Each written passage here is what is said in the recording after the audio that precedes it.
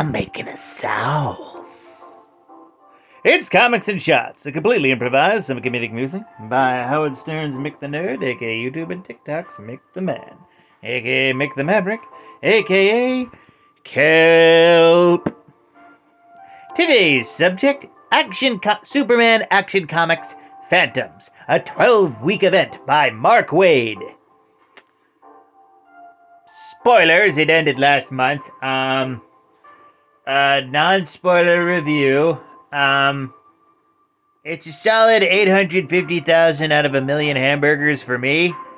It's got some good side plots in it. The Supergirl back issue story where she's escorting a space person out to the place is good. And Connor Kent and Kanon Kong, Superboy and the Superman of China. And the subject, Connor Kent.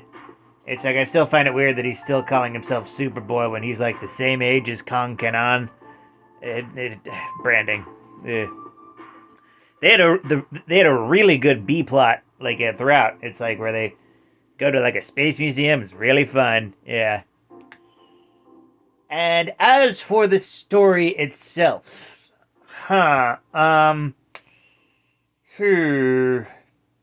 is where we get into the spoiler territory. 10, 9, 8, 7, 6, 5, 4, 3, 2, 1. Yeah, this was 6 weeks too long, possibly 4 weeks too long. I mean, we really could have ended the story when Superman blows up Aether, and that's it. But then we just kind of have it patter out with the Phantom Zone people wreaking havoc everywhere and causing setting up new Kryptonian threats and everything. And I like the ending of it where it's they finally decide to give Phantom Zoners parole, but I also feel weird about how Kandor has essentially exiled Superman because I guess just one mistake, not even a mistake really, just makes it so he's no longer viable to Kandor anymore. It's let's just forget that. Of course, to be fair, he also didn't bring them back to life either, so it's complicated.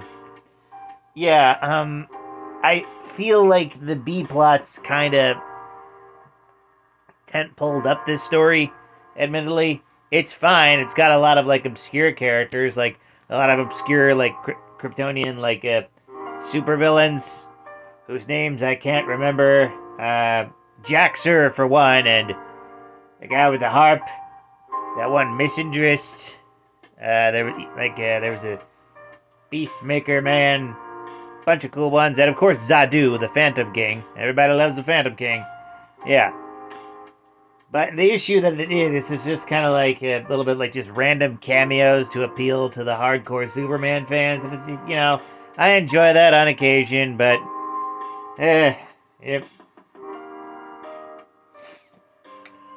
yeah, it was pretty good, but like I said, could have been 8 weeks instead of 12.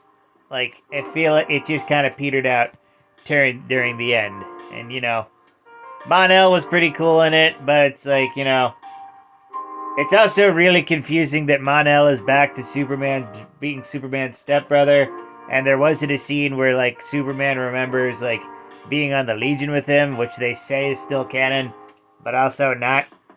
Oh, it's so confusing. Mon-El, why Mon-El? Why Mon-El? Why?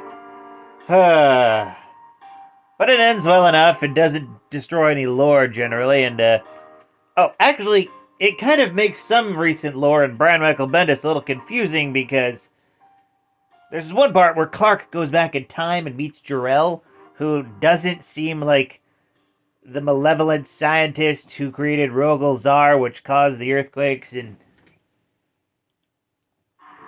Krypton causing the destruction. Seemed like he was trying to stop it. So I don't know what happened there. I hope this leads up to the Rogol Zarth nonsense being retconned. Yeah.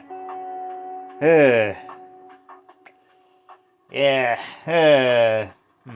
I don't regret buying it, but I do recommend only getting the trade, and even then on sale, because, like I said, it just kind of petered out during the end, just a little bit. Action Comics Phantoms by Mark Waid, 850,000 out of a million hamburgers. Pretty good story, but nowhere near Mark Waid's best work.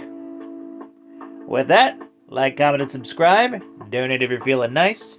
Share it with a bear. And always remember, praise be to the Blood Elk, fear the Stapopotamus, and death to Kronos.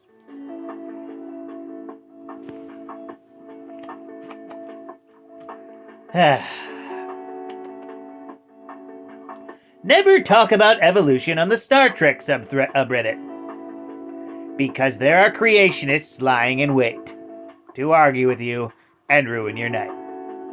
Have a night, folks.